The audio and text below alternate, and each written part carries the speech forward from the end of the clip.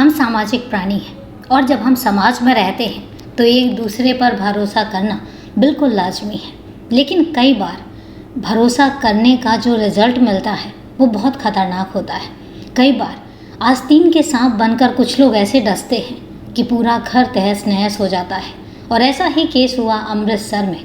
अमृतसर के GT road में एक ऐसा कत्ल हुआ जिस कत्ल का जिसने भी सुना उसके दिल दहल गया। तो क्या है पूरा केस, हम जानेंगे पूरे विस्तार से। लेकिन उससे पहले नमस्कार दोस्तों, क्राइम चैनल पर आपका स्वागत करती हूं और उम्मीद करती हूं कि आप सब लोग स्वस्थ होंगे, सुरक्षित होंगे। दोस्तों, अगर आप चैनल पर नए हैं या अभी तक आपने चैनल को सब्सक्राइब नहीं किया है तो सबसे पहले आप चैनल को सब्सक्राइब कर लीजिए और इसके साथ ही बेल आइकन प्रेस करना ना भूलें फर्दर नोटिफिकेशन के लिए। और इसके साथ ही कहानी में लास्ट तक बने रहें और कहानी के बारे में आपकी क्या राय है वो भी कमेंट करके ज़रूर बताएं।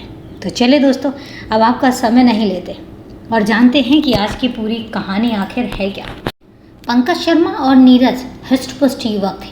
वो चाहते तो कोई ऐसा काम धंधा कर सकते थे कि अपनी ज़िंदगी चैन से काट सकते, पर उन्होंने ऐसा नहीं किया।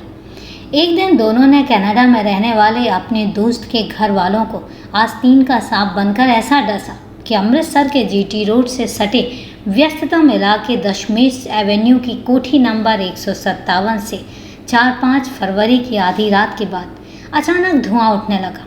वह कोठी गगनदीप वर्मा की थी।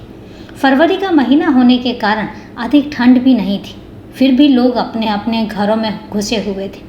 कोई राहगीर सड़क से गुजरा भी तो उसने इस तरफ ध्यान ही नहीं दिया।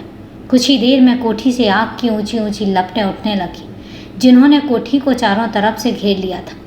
आग बढ़ने पर मोहल्ले के तमाम लोग अपने घरों से निकलकर गगनदीप वर्मा की कोठी की तरफ दौड़ पड़े। सभी अपने अपने तरीके से कोठी में लगी आग को बुझाने की कोशिश करने लगे। इस बीच किसी ने फायर ब्रिगेड और थाना सुल्तान विंड पुलिस को सूचना दे दी। घटना की सूचना मिलते ही फायर ब्रिगेड के साथ थाना सुल्तान विंड के थाना प्रभारी नीरज कुमार, एसआई राजवंत कौर, एएसआई अर्जुन सिंह, दर्शन कुमार, हवलदार लखविंदर कुमार, गुरुनाम सिंह, बलविंदर सिंह, गुरमीत सिंह, हरजिंदर सिंह और कांस्टेबल सुनीता के साथ घटनास्थल पर पहुंच गए। आग की लपटें लगातार बढ़ती जा रही थी। सुरक्षा के लिहाज से थाना प्रभारी ने आसपास के घरों को भी खाली करवा लिया था। फायर ब्रिगेड के कर्मचारी लगातार आग बुझाने की कोशिश में लग गए। तब कहीं सुबह 6:30 बजे तक आग पर काबू पाया गया। आग बुझने के बाद पड़ोसी पुलिस के साथ जब कोठी के भीतर गए तो सबके पैरों तले से जमीन खिसक गई। भीतर का नज़ारा डरावना और दिल दहला देने वाला था। कोठी में मालकिन गगनदीप वर्मा और उनकी बेटी शिवनैनी की झुलसी हुई लाशें पड़ी थी। थाना प्रभारी ने यह जानकारी अपने वरिष्ठ अधिकारियों को दे दी, जिसके बाद अमृतसर के CPSS Srivastava, ADC PJS Walia, ADCP Harjeet Singh Dhariwal और ACP मनजीत सिंह घटनास्थल पर पहुंच गए। थाना प्रभारी ने क्राइम इन्वेस्टिगेशन टीम को भी मौके पर बुलवा लिया था। पुलिस जांच कर रही थी, तभी वहां एक 48 वर्षीय संजीव वर्मा नाम का शख्स आया। वह खुद को गगनदीप वर्मा का भाई बता रहा था। उसने बताया कि वे 2 भाई बहन थे और उसके पिता रामदेव और मां जीवन रानी की मृत्यु हो चुकी है। वह अपनी पत्नी गीता और बेटे चंदन के साथ जंडियाला गुरु स्थित मकान नंबर 1334 में रहता है।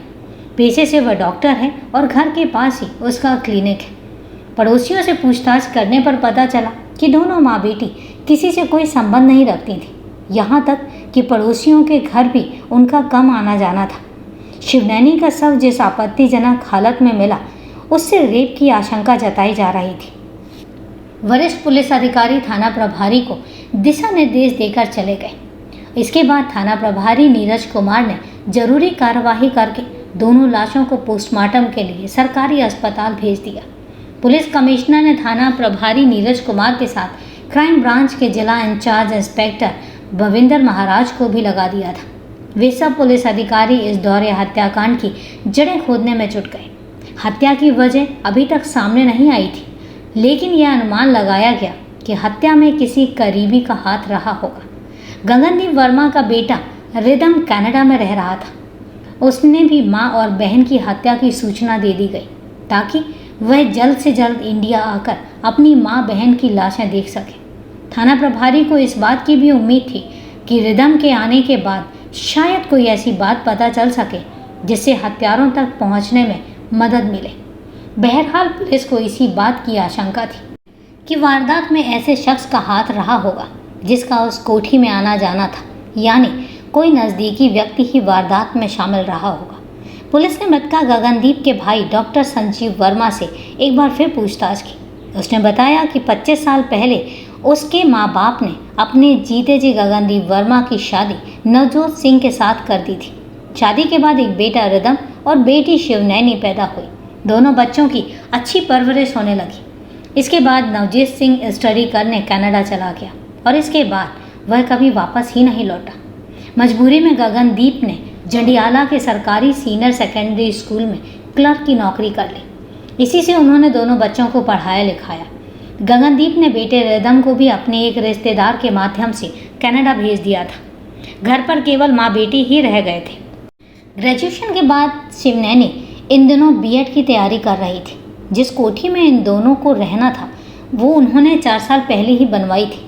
कोठी क्या, यह एक प्रकार का किला था, चारों तरफ से बंद, जहां उनकी मर्जी के बिना कोई परिंदा भी पर नहीं मार सकता। जब उनकी कोठी इतनी सुरक्षित थी तो ऐसा कौन आ गया जिसने दोनों की हत्या कर दी? पुलिस यह बात समझ नहीं पा रही थी। पुलिस की जांच की सुई गगनदीप के रिश्तेदारों और पहचान वालों पर आकर अटक गई। पुलिस ने मृतका गगनदीप और उनकी बेटी के मोबाइल नंबरों की कॉल डिटेल्स खंगालनी शुरू की। साथ ही यह भी जांच की कि घटना वाली रात को दशमेश एवेन्यू एरिया में स्थित टावर के संपर्क में कितने फ़ोन नंबर आए थे। उन फ़ोन नंबरों की भी पुलिस ने जांच शुरू कर दी। अगले दिन दोनों लाशों का पोस्टमार्टम कराया गया और पोस्टमार्टम के समय पुलिस ने वीडियोग्राफी भी करवाई। कनाडा से मृतका का बेटा भी पंजाब नहीं लौट सका। उसकी गैर मौजूदगी में दोनों लाशों का अंतिम संस्कार कर दिया गया। साइबर क्राइम सेल फ़ोन नंबरों की जांच में जुटी हुई थी। साइबर सेल ने शिवनैनी की फेसबुक आईडी की भी अच्छी तरह से खंगालना शुरू किया। पुलिस ने शक के आधार पर दर्जन से ज़्यादा हिस्ट्री शीटर्स और अन्य लोगों को भी पूछताछ के लिए उठाया, लेकिन उनकी कोई सफलता नहीं मिल रही थी। पुलिस टीम हत्या के इस मामले को कहीं ना कहीं अवैध संबंधों से जोड़कर भी देख रही थी। रिदम ने फ़ोन पर हुई बात से इस हत्याकांड के पीछे अपने किसी रिश्तेदार का हाथ होने की शंका जताई थी। पुलिस ने जब तफ्तीश की तो इस मामले में शहर के 2 बड़े नेताओं के नाम सामने आए। ये नाम माँ बेटी के फ़ोन नंबरों की कॉल डिटेल्स खंगालने के बाद सामने आए थे। इस दौरे हत्याकांड के 48 घंटे बीत जाने के बाद भी पुलिस के हाथ खाली रहे। इधर रिदम भी कनाडा से नहीं लौट पा रहा था। गगनदीप और एक पार्षद के बीच फ़ोन पर जो बातचीत होने के सबूत मिले थे, उसने उन दोनों के संबंधों को भी शक के दायरे में लाकर खड़ा कर दिया था। थाना प्रभारी नीरज और इंस्पेक्टर भविंदर महाराज पूरे मामले की कड़ी से कड़ी जोड़कर विचार विमर्श कर रहे थे कि अचानक थाना प्रभारी का ध्यान रिदम के खास दोस्तों 21 वर्षीय पंकज शर्मा और 18 वर्षीय नीरज निवासी गुरु गोविंद सिंह नगर की ओर गया। हालांकि यह एक संभावना थी, इसका कोई ठोस सबूत या वजह तो नहीं थी। फिर भी वह पंकज शर्मा और नीरज से पूछताछ के लिए उनके घर पहुंच गए। वहां पता चला कि पंकज और नीरज दोनों ही गरीब परिवारों से हैं। पंकज के पिता सोफा मरम्मत का काम करते हैं, जबकि नीरज ओपन स्कूल से पढ़ाई करता है। दोनों ही दोस्त आवारा किस्म के थे। मौज मस्ती और अपने खर्चे के लिए वो छोटी मोटी चोरी और ठगी भी करते थे। पुलिस टीम जब पंकज के घर पहुंची तो पंकज के पिता ने बताया कि पंकज और नीरज 5 फरवरी की रात से गायब हैं। इसके बाद उन दोनों पर पुलिस का शक और भी बढ़ गया। पुलिस उनकी तलाश में जुट गई। एक मुखबिर की सूचना पर पुलिस ने दोनों को गिरफ्तार कर लिया। थाने लाकर जब उनसे गगनदीप और उनकी बेटी की हत्या के संबंध में पूछताछ की गई तो उन्होंने आसानी से स्वीकार किया कि उन्होंने ही गगनदीप और उनकी बेटी की हत्या करके कोठी में आग लगाई थी। उन्होंने उसकी हत्या की जो कहानी बताई वो आस्तीन का सांप बनकर डसने वाली निकली।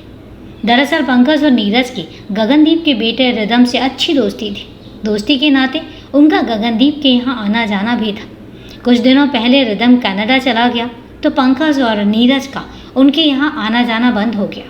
ये दोनों दोस्त कोई काम धंधा करने के बजाय दिन भर नशा करके खाली घूमते रहते। और साथ ही उन्हें अय्याशी का भी शौक लग चुका था। अपने शौक पूरे करने के लिए उन्हें पैसों की ज़रूरत पड़ती थी, लिहाजा उन्होंने छोटी मोटी चोरियां करनी शुरू कर दी और साथ ही कोई लालच देकर लोगों को ठग भी लेते। लेकिन अभी तक दोनों कभी पुलिस के हत्थे नहीं चढ़े थे।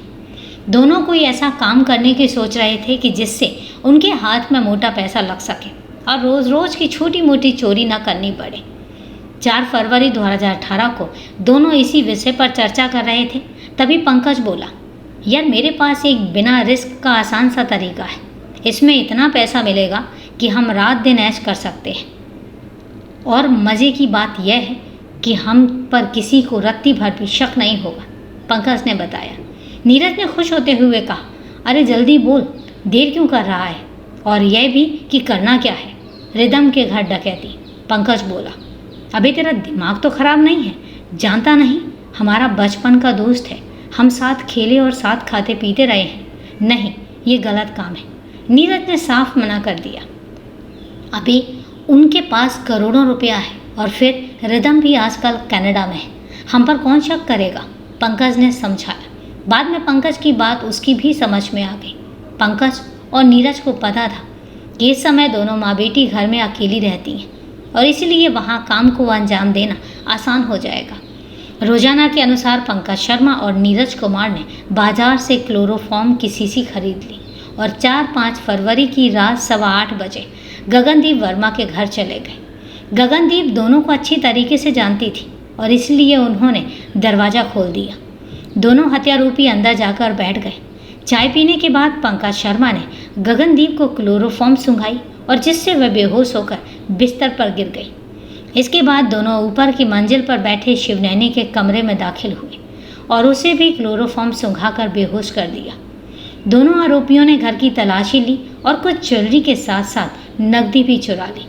नीयत खराब होने पर दोनों ने बेहोशी की हालत में शिवनैनी से अश्लील हरकतें भी की। गगनदीप और उनकी बेटी के होश में आने पर उनका भेद खुलना लाजमी था, इसलिए उन्होंने सबूत मिटाने के लिए गगनदीप और उनकी बेटी शिवनैनी की हत्या करने की योजना बनाई।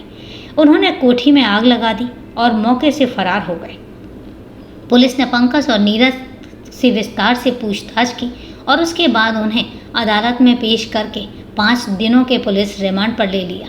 रिमांड के दौरान दोनों अभियुक्तों की निशानदेही पर पुलिस ने 85 ग्राम सोने चांदी की ज्वेलरी और एक टैबलेट, कैमरा, लैपटॉप और अन्य कीमती सामान बरामद किए। पुलिस ने रिमांड अवधि समाप्त होने पर अभियुक्त पंकज और नीरज को पुनः अदालत में पेश किया और जहां से उन दोनों को जेल भेज दिया गया।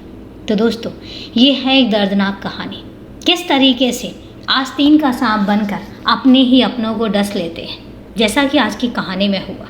तो दोस्तों, कहानी को लास्ट तक सुनने के लिए आपका तहे दिल से धन्यवाद। अब कहानी के बारे में आपकी क्या राय है, कमेंट करके ज़रूर बताएं और आपके कमेंट्स के जवाब मैं जल्दी ही आने वाले वीडियोस में देना शुरू करूँगी। तो चलिए दोस्तों, आज के लिए इतना ही। कल फिर मिलते हैं क्राइम की एक कहानी के साथ, सच्ची कहानी के साथ। तब तक के लिए सेफ रहें, सुरक्षित रहें और अपना ध्यान रखें। जय हिंद दोस्तों, जय भारत।